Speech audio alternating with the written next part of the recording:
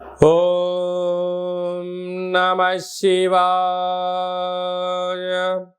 ఓం నమో నారాయణాయ.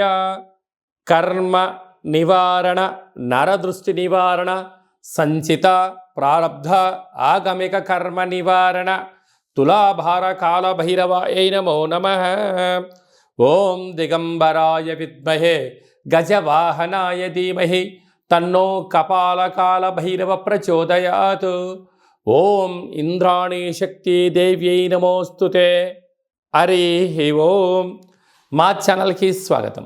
చూస్తున్న వీక్షకులకు, ప్రేక్షకులకు, ప్రియ కాళ భైరవ భగవద్బంధులకి స్వాగతం పలుకుతూ, మమ్మల్ని ఎంతగానో ఆదరిస్తూ ఉండబడినటువంటి ప్రియ సోదర సోదరీమణులకు అందరిపైనను, సనాతన ధర్మ సంరక్షకులకు, జ్యోతిష్య అభిమానులకు అందరికీ కూడా స్వాగతం పలుకుతూ, ఆదివారం అమావాస్య పుష్యమి నక్షత్ర సందర్భంగా అందరికీ నిండు నూరేళ్ల ఆయురారోగ్యాలను ప్రసాదించాలని శ్రీ కాళీ సమేత కాళభైరవ స్వామిని వేడుకుందాం. అందులో ఈసారి ఆదివారం అమావాస్య పుష్యమి నక్షత్ర సందర్భంగా రవి పుష్యార్క యోగం అందరికీ కలగాలని, అందరికీ మనతో రాబోయేటువంటి భవిష్యత్తులో ఉండబడినటువంటి 7 తరాల వారికి అద్భుత ధన రాజకీయ యోగ సకల ఐశ్వర్యం ఆనందాన్ని ఆ బుధాదిత్య రాజయోగ కారణము, రవిపుషార్క యోగ కారణము, ఆదివారం అమావాస్య కారణం చేత అందరికీ ప్రసాదించాలని కోరుకుందాం. 1/8/2024 నుండి 15/8/2024 వరకు పుట్టినటువంటి వారందరికీ కూడా ముందస్తుగా జన్మదిన శుభాకాంక్షలు. గతంలో వివాహం చేసుకున్న వారికి వివాహ వార్షికోత్సవ శుభాకాంక్షలు. ద్వాదశ రాశుల్లో గ్రహ గమనాన్ని ఒకసారి వీక్షింపచేద్దాం. వృషభ రాశిలో కుజుడు మరియు దేవగురు బృహస్పతి సంచార స్థితి, కర్కాటక రాశిలో రవి సంచార స్థితి, సింహరాశిలో బుధ శుక్ర సంచార స్థితి, కన్యరాశిలో కేతు భగవానుడు సంచార స్థితి, కుంభరాశిలో శని భగవానుడు వక్రగమన సంచార స్థితి, మీనరాశిలో రాహు సంచార స్థితితో ద్వాదశ రాశుల్లో గ్రహ గమనాలు ఈ విధంగా ఉన్నాయి. తులారాశి వారు ఆదివారం అమావాస్య పుష్యమి నక్షత్ర సందర్భంగా కాళ అమావాస్య కాళాష్టమి రోజున ఒకవైపు అష్టమంలో కుజుడు గురు సంచార స్థితి దోషంగా సంచారం చేయనప్పుడు ఎలాంటి విధులను పాటించాలో ఈ వీడియోలో సవివరంగా సంపూర్ణంగా తెలుసుకుందాం. తులారాశిలో ఏ నక్షత్రాలు వస్తాయి అనగా చిత్తా నక్షత్రంలోని 3వ పాదం, 4వ పాదం, స్వాతి నక్షత్రంలోని 4 పాదాలు, విశాఖ నక్షత్రంలోని 1, 2, 3 పాదములు కలిపితే తులారాశి అవ్వడం జరుగుతూ ఉంటుంది. చాలామందికి పుట్టినటువంటి కాల సమయంలో డేటా ఆఫ్ బర్త్లు లేనటువంటి కారణం వలన పేరు యొక్క మొదటి అక్షరాన్ని అనుసరిస్తూ రాశిని తెలుసుకునే ప్రయత్నం చేద్దాం. రా, రి, శ్రీ, రు, రే, రో, తా, తి, తు, తే, తో అక్షరాల వారందరూ కూడా తులారాశి జాతకులు. తులారాశి యొక్క అధిపతి శుక్ర భగవానుడు. వీరు పంచమ స్థానంలో శని సంచార స్థితి ఉండడం, వక్ర గమనంలో శని భగవానుడు ఉండడం వలన వాహన ప్రమాదాలు స్వల్పంగా పొంచి ఉన్నాయి. నీటితో నిప్పుతో దూరంగా ఉండే ప్రయత్నం చేయండి. 6వ స్థానంలో రాహు సంచార స్థితి ఉండడం వలన రుణ సమస్య, రోగ సమస్య పొంచి ఉన్నాయి. దయచేసి అప్పులు ఇవ్వద్దు, అప్పులు తెచ్చుకోవద్దు. అష్టమ స్థానంలో కుజ భగవానుడు సంచారం చేయడం వలన కుజదోష ప్రభావం కారణం వలన మీ జన్మ నక్షత్రం రోజున అమావాస్య అష్టమి తిథి ఎందున దూర ప్రయాణాలు, జల ప్రయాణాలు, దూరంగా ఉండడం, క్రయ విక్రయాలు, లావాదేవీలు, ఓర్పు, సహనం చాలా అవసరం అని చెప్పి మీరు గుర్తు పెట్టుకోగలగాలి. అదే కాకుండా కూడా రాజ్యస్థానంలో రాహు సంచార స్థితి, లాభంలో బుధ శుక్ర సంచార స్థితి, వ్యయంలో కేతు భగవానుడు ఉండడం వల్ల చిన్న చిన్న విషయాలకు ఆందోళన, సున్నితమైన స్వభావం కలిగి ఉండబడిన ఎవరైనా ఏదైనా అన్నట్లయితే దానినే మీరు మనసులో పెట్టుకొని పదే పదే అనుకోకుండా కాలాన్ని నెట్టుకుపోయే ప్రయత్నం చేయగలగాలి. కనుక తెల్ల జిల్లడి యొక్క వృక్షం చుట్టూ ప్రదక్షిణ, దీపము, వీలైతే ఆ యొక్క వేరును తెచ్చుకొని మట్టిని బాగా కడిగి సింధూరం బాగా పూసుకొని పూజామందిరంలో ఉంచుకొని తంత్ర వరసిద్ధి తాంత్రిక కాళభైరవ హోమ కార్యక్రమాన్ని చేసి ఇంట్లో పెట్టుకున్నట్లయితే అద్భుతమైనటువంటి మీరు రాబోయే 7 తరాల వారికి ఆనంద సిద్ధి, ఆరోగ్య సిద్ధి, ఐశ్వర్య సిద్ధి, కనక సిద్ధి, అమృత సిద్ధి అనేటువంటి అనేక రకాల సిద్ధులు మీకు సొంతమై తులారాశి వారికి ఎనలేనటువంటి ధనం, ఐశ్వర్యం మీ సొంతం కాబోతుంది. సాఫ్ట్వేర్ ఉద్యోగస్తులు, హార్డ్వేర్ ఉద్యోగస్తులు, వ్యవసాయ సోదరీమణులు, మార్కెటింగ్ రంగాలు, హోటలు, వ్యాపారాలు, రియల్ ఎస్టేట్ రంగాలు, షోరూమ్స్లు, పెట్టుబడిదారులందరికీ కూడా చాలా మంచి కాలము అని చెప్పి గమనించాలి. ముఖ్యమైనటువంటి పండగల గురించి క్లుప్తంగా సవివరంగా సంపూర్ణంగా తెలుసుకుందాం. 4వ తారీఖు 8వ నెల 2024 సంవత్సరంలో ఆషాఢమాస బహుళపక్ష ఆదివారము అమావాస్య పుష్యమీ నక్షత్ర సందర్భంగా చాలా మహోన్నతమైన పర్వకాలం అని చెప్పి గమనించాలి. ఆదివారం అమావాస్య వస్తేనే అందరికీ పెద్ద పండగ. అందులో పుష్యమీ నక్షత్రంతో కూడుకున్నటువంటి అమావాస్య కావడం వలన మనకు బహిర్ ప్రాంతాలలో వ్యవసాయ క్షేత్రాల్లో తెల్ల జిల్లేడు వృక్ష ఉండడం జరుగుతూ ఉంటుంది. ఏపుగా పెరిగినటువంటి వృక్ష దేవత కింద శ్వేతార్క వరసిద్ధి మహాగణపతి స్వామివారు వృక్ష రూపంలో ఉండడం జరుగుతుంటుంది. ఆ గణపతి స్వామివారిని తెచ్చుకొని గృహంలో ఉంచుకున్నట్లయితే మనకు భావి తరాలకు 7 తరాల వారికి అద్భుతమైన ఆనందయోగం, అమృత యోగం, ధనయోగం, రాజకీయ యోగం కలుగుతుందని చెప్పి గమనించాలి. కనుక మనం అమావాస్య రోజు ఉదయాన్నే నిద్రలేచి ఇంటినల్లా శుద్ధి పెట్టుకొని మంగళ స్నానాలు చేసుకొని ఇంటికి మామిడాకులు, కొబ్బరాకులను ఏర్పాటు చేసుకొని సూర్య నమస్కారం చేసి సూర్య భగవానికి అర్ఘ్యం వదిలిపెట్టడము, ఒక తెల్ల జిల్లేడు ఆకులలో చక్కెర పొంగలి పాయసాన్ని భగవంతుడికి నైవేద్యంగా ఏర్పాటు చేయడము, సూర్య నమస్కారాలు, సూర్య ఆసనాలు, సూర్యోపాసన, ఓం హ్రాం హ్రీం రౌం సహ సూర్యాయ నమః అనేటువంటి మంత్రాన్ని ఒక 108 సార్లు తప్పకుండా పారాయణం చేసినట్లయితే అద్భుత యోగం కలుగుతుందని చెప్పి గమనించగలగాలి. అలాగనే మధ్యాహ్నం పూట గతించినటువంటి పెద్దవారి పేరు పైన నువ్వులు, దర్భలు, నీళ్ళను వదిలిపెట్టడం, పక్షిరాజవారైనటువంటి కాకిరాజు వారికి ఆహారాన్ని ఏర్పాటు చేయడం, గతించిన వారి పేరు పైన సునకపు మహారాజులకు ఆహారం ఏర్పాటు చేయడం, దేవాలయంలో బ్రాహ్మణుడికి స్వయంపాక దానాన్ని ఏర్పాటు చేయడం వలన గతించినటువంటి వారి యొక్క పితృదేవతల యొక్క ఆశీస్సులు ఉంటాయని చెప్పి గమనించాలి. సాయం సంధ్య కాగానే సాయంత్రం 4:30 నుండి 6 గంటల వరకు రాహుకాల సమయం ఉంటుంది కనుక ఇంట్లో ఒక అష్టదళ పద్మాన్ని వేసుకొని నిమ్మకాయలతో దీపాన్ని వెలిగించడము, విష్ణు సహస్రనామ పారాయణం కానీ లలిత సహస్రనామ పారాయణం చేయడం వలన ఇంటిలో రాహుకాలంలో చేసే పూజ ఫలిత ప్రభావం వలన నరదృష్టి, శత్రు ప్రభావాలు తొలగిపోతాయి.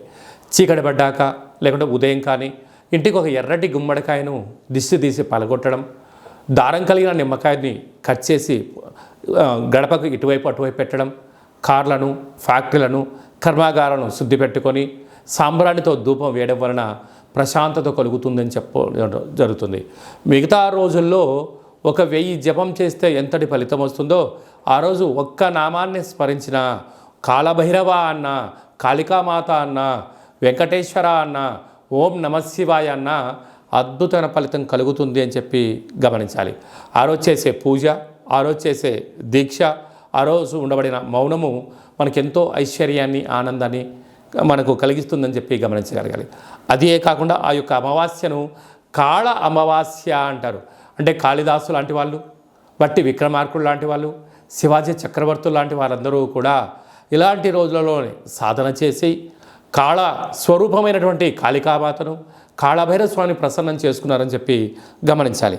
అలాగనే మనకు 12వ తారీఖున 13వ తారీఖున శ్రావణమాస శుద్ధాష్టమి సందర్భంగా, కాళ అష్టమి సందర్భంగా కాళభైరవ స్వామి స్మరణ, ధ్యానము యోగదాయకం అని చెప్పి గమనించాలి. మన యొక్క దేవాలయంలో 4 శనివారాలు, 4 మంగళవారాలు, శుద్ధాష్టమి, పూర్ణిమ, బహుళాష్టమి, అమావాస్య సందర్భంగా నిత్యము కాళభైరవ హోమం జరుగుతూ ఉంటుంది. కనుక దేవాలయంలో అర్చన, అభిషేకాదులు, కాళభైరవ స్వామి యొక్క ముడుపు, కాళభైరవ స్వామి వారి యొక్క కూష్మాండ దీపము పెట్టడం జరుగుతుంటుంది. హోమంలో పాల్గొనడం వలన సకల అష్ట కష్టాలు తొలగిపోతాయి. కాలము అనగానే కాళభైరుడి యొక్క చేతిలో ఉంటుంది. అందుకే కాళాష్టమి, కాళ అమావాస్య రోజున భైరవ స్వామి యొక్క స్మరణ, ధ్యానము, పూజ ఐశ్వర్యాన్ని, ఆనందాన్ని కట్టబెడుతుందని చెప్పి గమనించాలి. గృహంలో ఉండబడిన నరదృష్టి తొలగిపోతుంది. వ్యాపారాల్లో ఉండబడినటువంటి ఆటంకాలు తొలగిపోతాయి. విపరీతమైనటువంటి జనాకర్షణ, ధనాకర్షణ కలుగుతుందని చెప్పి గమనించాలి. ఆసక్తి కలిగితే ఇంట్లో చేసుకోండి. కుదరలేని పక్షంలో ఈ కింద నెంబర్ సంప్రదించినట్లయితే, మీ గోత్రనామంలో పంపించినట్లయితే వీడియో కాల్ ద్వారా చూపించి మీ పేరు పైన ఒక సౌభాగ్య ముడుపు, కూష్మాండ దీపము, హోమాన్ని చేయించి వాట్సాప్ కాల్ ద్వారా ప్రత్యక్ష ప్రసారాన్ని కూడా చేయించడం జరుగుతుందని చెప్పి గమనించాలి. ఇంకనూ మనము ఈ ఆషాఢమాస ఆదివారం అమావాస్య రోజున, శ్రావణమాస శుద్ధాష్టమి, కాళాష్టమి సందర్భంగా ఇంకనూ విజయం సాధించగలగాలి అన్నట్లయితే ఈ యొక్క పాత్ర కంచు పాత్ర అంటారు. అంటే కంచు మోగినట్టు కనకమ్ము మోగదు గదరా సుమతి అని చెప్పి మనకు సుమతి శతకంలో చెప్పడం జరుగుతుంటుంది.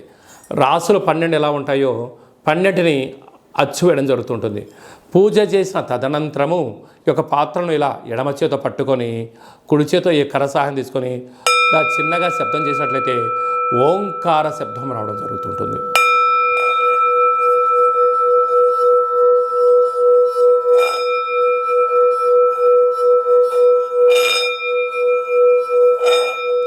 ఈ ఒక ఓంకార శబ్దం ధ్వని వలన మానవుని యొక్క శరీరంలో చక్రాలు వికసింపచేయడం, ఇంట్లో ఉండబడినటువంటి దరిద్ర దేవత బయటికి వెళ్ళడం, గ్రామంలో సంచరించేటువంటి మహాలక్ష్మి దేవత గళ్ళు గళ్ళుమంటూ మన ఇంటికి రావడం, మన ఇంట్లో అమ్మవారు కూర్చోవడం వలన సకల ఐశ్వర్యానికి, సకల ఆనందానికి అపార కుబేర సంపన్నులు అవుతారని చెప్పి గమనించాలి.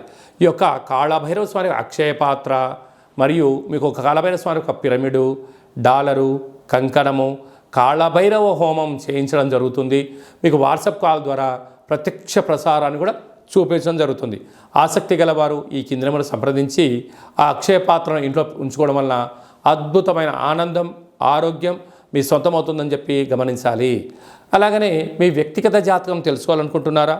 మీ పుట్టినటువంటి కాల సమయంలో మీకు తల్లిదండ్రులు పెట్టినటువంటి పేరు, డేటు, నెల, సంవత్సరం, సమయం వ్రాసి పంపించినట్లయితే 100 సంవత్సరాల జాతకాన్ని వ్రాసి సవివరంగా పంపించడం జరుగుతుంది. మీరు పుట్టినప్పుడు గ్రహ గమనాలు ఎలా ఉన్నాయి, ప్రస్తుతం ఎలా ఉంటున్నాయి, రాబోయే కాలంలో ఎలా ఉండబోతున్నాయో సవివరంగా సంపూర్ణంగా తెలియజేయడం జరుగుతుంటుంది. అలాగనే చాలామందికి పుట్టినటువంటి కాల సమయంలో డేటా బర్త్లు లేనటువంటి వారందరికీ మీ పేరు యొక్క మొదటి అక్షరాన్ని అనుసరిస్తూ రాసి తెలియచేస్తూ ప్రస్తుత కాలమాన ప్రకారంగా గ్రహ గమనాలు ఎలా ఉన్నాయి, భవిష్యత్తులో ఎలా ఉండబోతున్నాయో అనేటువంటి విషయాన్ని తెలియచేస్తూ రమణ శాస్త్రం ద్వారా అనగా గవ్వల ద్వారా భూత, భవిష్యత్, వర్తమానాన్ని తెలియజేయడం జరుగుతుంది గవ్వల ద్వారా. కనుక డేటా బర్త్లు లేనటువంటి వారికి గవ్వల ద్వారా జ్యోతిష్యాన్ని చెప్పడం జరుగుతుంది. కనుక మన వ్యక్తిగత జాతకాన్ని తెలుసుకుందాం, గ్రహాలలో ఉండబడిన దోషాలను తెలుసుకుందాం, తినేటువంటి ఆహారాల్లో, వేసుకునే వస్త్రాల్లో, చేసే పనుల్లో స్వల్పమైన మార్పులు చేసుకుందాం. అద్భుతమైన, ఆనందకరమైన, ఆరోగ్యకరమైన, కుబేర సంపన్నమైన జీవితానికి స్వాగతం పలుకుతాం. కనుక ఆసక్తి గలవారు ఈ కింద సంప్రదించి అపాయింట్మెంట్ తీసుకొని సంప్రదించగలరు. అలాగనే మీ అబ్బాయికి కానీ అమ్మాయికి కానీ ఎంత ప్రయత్నం చేసినా వివాహం అవ్వడం లేదా? ఎందుకు వివాహం అవ్వడం లేదు? జాతకంలో ఎలాంటి దోషాలు ఉన్నాయి, వివాహం ఎప్పుడవుతుంది, ఎలాంటి అబ్బాయితో అమ్మాయితో కలపడం వలన వీరి యొక్క గణగుణాలు బాగుంటాయో తెలుసుకోవడం జరుగుతుంటుంది. కనుక జాతకాన్ని తెలుసుకుందాం, మంచి వివాహ సంబంధం తెచ్చుకుందాం, భావితరాల్లో మంచి ఆనందకరం జీవితం పొందుదాం. కనుక వచ్చేటువంటి జాతకాన్ని వధువరుల యొక్క పాదాలు, గుణాలు, సంతాన యోగము, అలాగనే విదేశీయాన యోగము, ఎలాంటి యోగాలు ఉన్నాయో కూడా తెలుసుకుందాం. అలాగే మీ అబ్బాయి కానీ అమ్మాయికి కానీ చిన్నపిల్లలు పుట్టినట్లయితే ఏ మాసంలో పుట్టితే ఎలాంటి పేర్లు పెట్టుకోవాలి, నక్షత్రంలో ఉన్న విశిష్టత ఎంతో కూడా తెలియజేయడం జరుగుతుంటుంది. ఈ యొక్క మాసంలో పుట్టినట్టు రోజు వారందరికీ కూడా, అలాగే వివాహ వార్షికోత్సవం చేసుకుంటున్న వారందరికీ కూడా మన యొక్క దేవాలయంలో ప్రత్యేకంగా కాళభైరవ హోమం చేయించడం జరుగుతుంటుంది. అలాగనే ప్రసాదం కూడా పంపించడం జరుగుతుంది. మనమందరము కూడా కలియుగ కాలంలో కాళభైరవ స్వామికి స్మరణ చేద్దాం, కష్టాలకు స్వస్తి పలుకుదాం, ఐశ్వర్యానికి స్వాగతం పలుకుతాం. అందరికీ ఆదివారం అమావాస్య పుష్యమీ నక్షత్ర సందర్భంగా ఆశీస్సులు కోరుకుంటూ ఆశీర్వచనం. ఓం కాళకాలాయ విద్మహే కాళాతీతాయ ధీమహి తన్నో కాళభైరవ ప్రచోదయాత్. శతమానం భవతి శతాయు పురుష సతేంద్రియ ఆయుష్యేవేంద్రియే ప్రతిష్టతి ధనం ధాన్యం బహుపుత్రలాభం శత సంవత్సరం దీర్ఘమాయు సర్వే జనా సుఖినో భవంతు లోకా సమస్తా సుఖినో భవంతు సర్వం కాళభైరవ దేవతార్పణమస్తు. ఈ వీడియో మీకు నచ్చినట్టయితే లైక్ చేయండి, షేర్ చేయండి, మా ఛానల్ని సబ్స్క్రైబ్ చేసుకోండి. అందరికన్నా ముందుగా మీ యొక్క వ్యక్తిగత జాతకం తెలుసుకోవాలనుకుంటున్నారా? అందరికన్నా అదృష్టాన్ని ఐశ్వర్యాన్ని తెచ్చేటువంటి విషయాలు తెలుసుకోవాలనుకుంటున్నారా అన్నట్లయితే గంట సింబల్ ప్రెస్ చేసి మీ క్షేమాన్ని ఎవరైతే కోరుకుంటున్నారో ఈ ఆధ్యాత్మికమైన సమాచారాన్ని చేరవేసి భగవంతుడి యొక్క ఆశీస్సులు పొందగలరు.